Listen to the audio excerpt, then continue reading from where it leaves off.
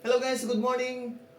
Guys, sa mga hindi pa po nakapag-follow, ayan guys, please follow na po sa ating sa Facebook, no? Need ko po kasi yung 20 followers ngayon mismo. Ayan, no? So, ayan guys. So, gumawa tayong panibagong video yan. May papakita lang po ako sa inyo. So, tungkol po to sa aking sa aking paningin. So, ito po example sa inyo sa 100% na sa pick up ng mata niyo. So sa akin siguro nasa 20% or 30%.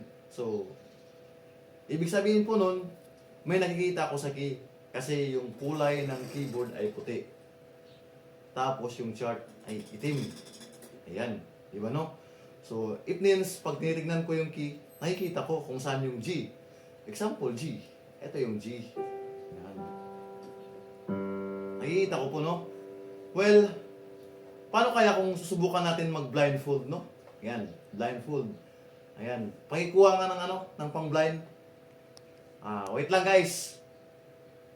Magkuha pa ako ng pang-blind ko. Yung, yung punda ng unan lang. Pwede na yan.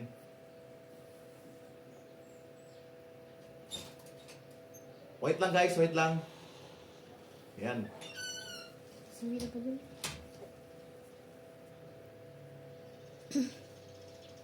Julia mo kawot. Ayan. So, ito na guys. Subukan natin mag-blindfold, no? Ayan. Talian ko muna yung ko. Yung... Ikaw. Dapat may mag-stick sa akin eh.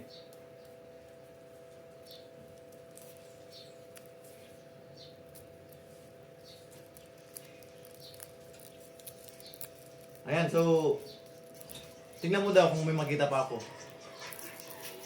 May makita pa ba? Paki-check nga. Hoy kuya, paki-check nga daw. May Wala. makita pa ba ako? Wala. Wala na, no?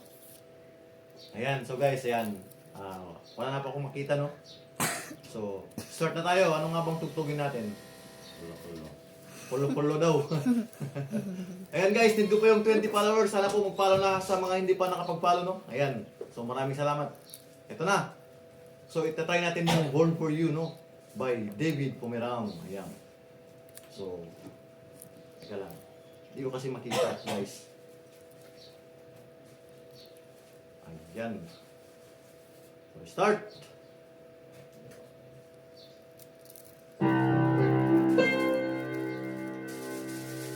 Yan. So, medyo may pagkakamaling, no?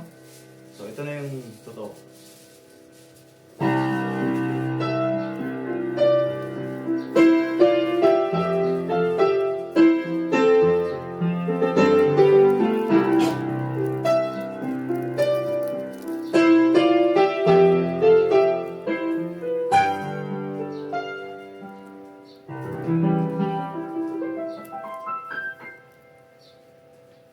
Ayan. So, thank you.